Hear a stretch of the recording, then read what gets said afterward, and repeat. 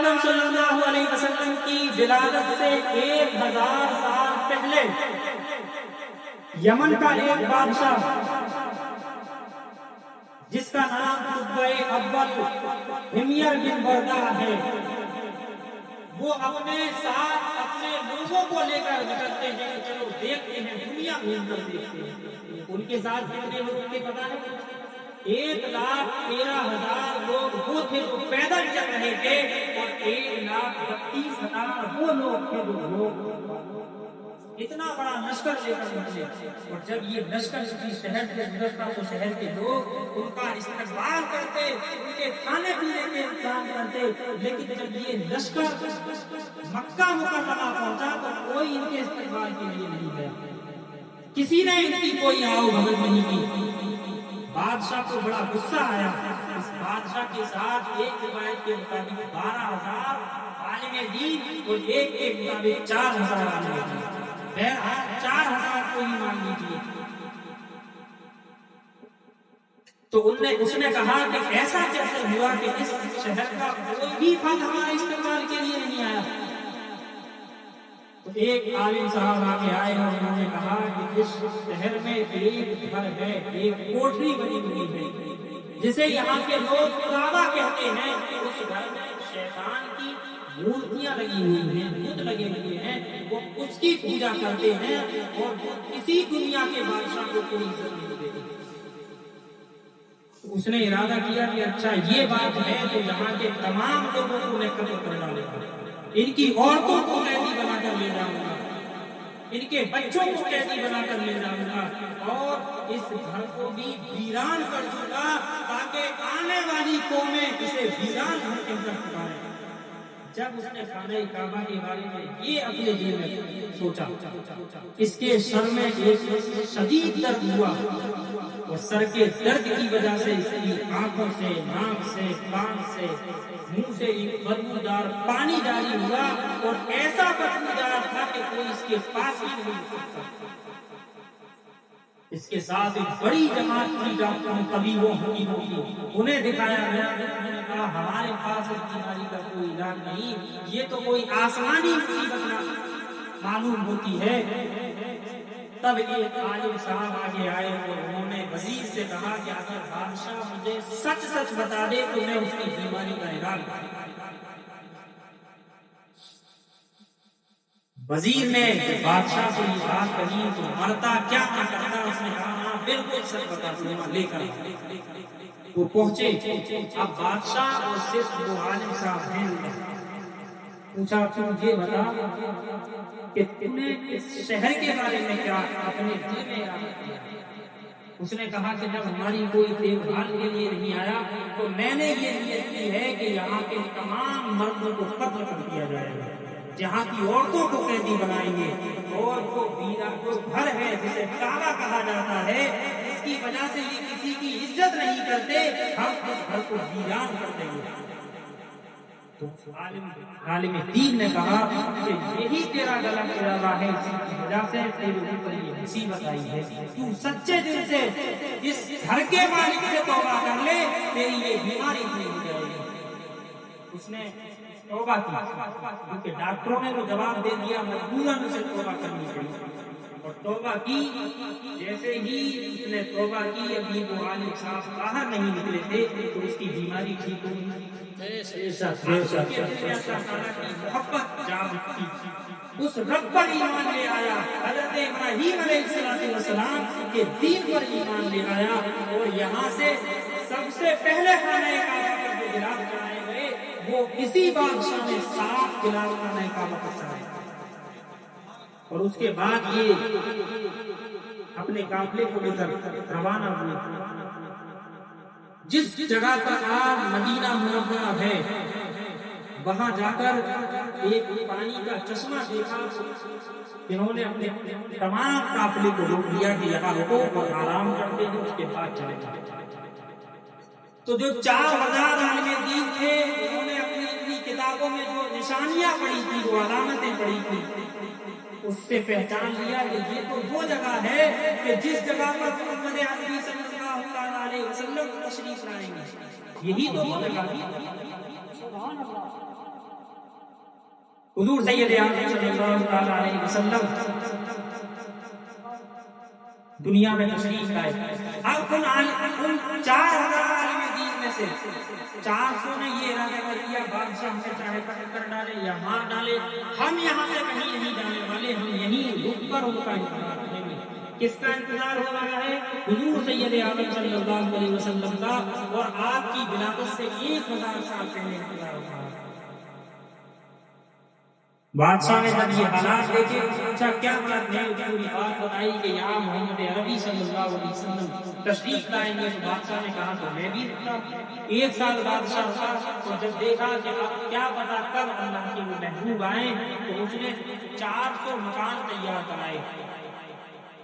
وہ عالم دین جو تھے ان سب کے نگاہ پر آئے اور ایک خط لکھ کر دیا کہ یہ میرا خط ہے، اور ایک گھر حضور سید عالم صلی اللہ علیہ وسلم کے لیے خاص طور پر بنایا کہ یہ میرا خط محمد عربی صلی اللہ علیہ وسلم کی اگر تم سے ملاقات ہو تو انہیں دے دینا، ورنہ اپنی اولادوں میں منتقل کرتے رہنا، اور کہہ دینا یہ خط دینے کے بعد کہ آپ کا ایک امتی ایک غلام وہ بھی تھا جو پہلے ہی اس دنیا سے جا چکا ہے، وہ بھی آپ کا عاشق تھا، اسے بھی اپنے غلاموں میں شامل. بے شک سبحان اللہ.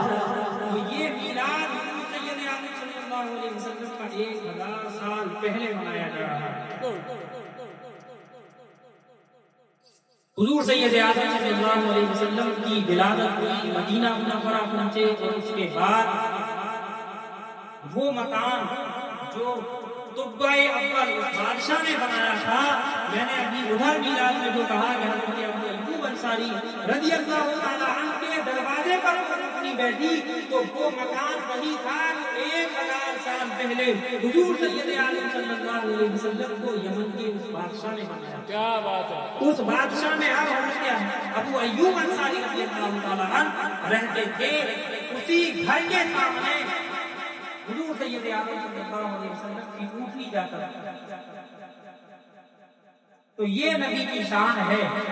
اس لیے میرا یہ پیغام ہے اور یہ نصیحتیں ہیں کہ آپ اپنی آخرت کو اچھا بنانا چاہتے ہیں تو ان مہینوں کے ساتھ ساتھ اپنی نمازوں کی پابندی کریں، ورنہ اپنی اولاد سے یہ امید نہ لگا کر رکھیں کہ آپ کی اولاد آپ کو بخشوا لے گی، یا آپ یہ سمجھیں کہ میں یا امام صاحب آپ کو بخشوا لیں یا کوئی اور عالم صاحب بخشوا لیں. اللہ تعالیٰ کی بارگاہ میں نبی بھی نفسی نفسی پڑھتے ہوں گے. اللہ تعالیٰ کی بارگاہ میں بڑے بڑے متقی و پرہیزگار کو بھی کوئی سوال کرنے کی، کوئی جواب دینے کی مجال نہ ہوگی کہ وہاں رب کی بارگاہ میں کوئی بات پیش کر سکے. قیامت کے دن رب اتنے جلال میں ہوگا کہ جس کے بارے میں فرمایا رب تبارک و تعالیٰ جلال میں فرمائے گا کہ آج جو دنیا کے بادشاہ جو اپنے آپ پر گھمنڈ کرتے تھے، اپنے لیے کچھ سمجھتے تھے، آج وہ کہاں ہیں؟ تو کوئی جواب نہ دے سکے گا. تو خود فرمائے گا للہ واحد القہار کہ آج ایک قہار اللہ کی حکومت ہے، آج کسی کے شخص نہیں ہے. رب جسے اپنا کرم فرما دے، جس پر اپنی عنایتیں فرما دے، جسے نواز دے، وہی آج ان کی بارگاہ سے پاس کر سکے گا. تو مجھ جیسا خطاکار گناہگار مجرم آپ مجھ پر بھی بھروسہ لگا کر نہ رکھیں، بس میرے لیے دعا کریں کہ اللہ تعالیٰ مجھ گناہگار کو بھی نیکوکاروں کے صدقے میں بخش دے. آمین. اس لیے آپ اپنی تیاری خود کریں، اپنی فکر خود کریں. ہم کسی دوسرے پر کیا بھروسہ کریں جب ہم خود اپنے ماں باپ کی قبروں کے جانے کو تیار نہیں، ان کے لیے فاتحہ پڑھنے کے لیے تیار نہیں. اور سب سے بڑا ایصال ثواب مرنے والوں کے لیے یہ ہوتا ہے کہ آپ اپنے عزیزوں کے ایصال ثواب کی نیت سے نمازوں کے پابند بن جائیں. اللہ تعالیٰ آپ کی نمازوں کی وجہ سے آپ کے مرنے والوں کو بخش دے گا. بے شک. تو اس بات کا آج عہد کر کے اٹھیں کہ ہم انشاءاللہ تعالیٰ ضرور نمازوں کی پابندی کریں. انشاءاللہ جب ارادے بنا لیے جاتے ہیں نا تو اللہ تعالیٰ آسانیاں پیدا کر دیتا ہے، لیکن دل میں یہ سوچ چکا ہے کہ یار ہم تو نہیں کر پائیں گے، تو ہم کیسے وعدہ کر لیں. تو جب ہمارے دل میں ہی یہ ہے تو یقیناً ہم نہیں کر پائیں گے. ارادہ بنائیں، ارادے بلند رکھیں. یہ تو ہمارے بزرگوں نے بھی فرمایا کسی بھی کام کے لیے آپ بلند ارادہ رکھیں، وہ الگ بات ہے کہ کام ہو یا نہ ہو۔ جیسے غلط ارادے رکھے جاتے ہیں ویسی ہی سوچ ہوتی ہے، اور اگر ہم بزدل بن کر اپنے ارادوں کو چھوٹا رکھیں تو یقیناً ہمارے کام بھی ایسے ہی چھوٹے ہوں گے۔ تو نمازوں کا ارادہ کریں اور قیادت کریں کہ انشاءاللہ ضرور پڑھیں گے۔ مائیں اور بہنیں خاص طور پر ان چیزوں پر عمل کریں، غور کریں۔ حدیث پاک میں فرمایا کہ یہ مائیں جو ہیں اپنی اولاد کا سب سے پہلا مدرسہ ہے۔ جو مائیں اپنی اولاد کو سکھائیں گی اولاد وہی سیکھیں گی۔ ہمارے پاس بھی لوگ آتے ہیں حضرت ناک میں دم کر دیا، بالکل بات نہیں مانتا، ہم تنگ آ گئے ہیں۔ تنگ تم اپنی کمیوں کی وجہ سے آئے ہو، تمہاری ناک میں دم جو کیا ہے وہ تمہاری کمیوں کی وجہ سے کیا ہے۔ جب یہ چھوٹے تھے روتے تھے تو موبائل بنا کر دے دیا کہ سنو گانے، موبائل چلا کر دے دیا کہ دیکھو ریلیں، اور طرح طرح کی خرافاتوں میں ڈال دیا۔ کبھی اللہ اور رسول کا نام لے کر نہیں سنایا کہ اللہ کا نام لو، رسول کا نام لو، کلمہ پڑھو۔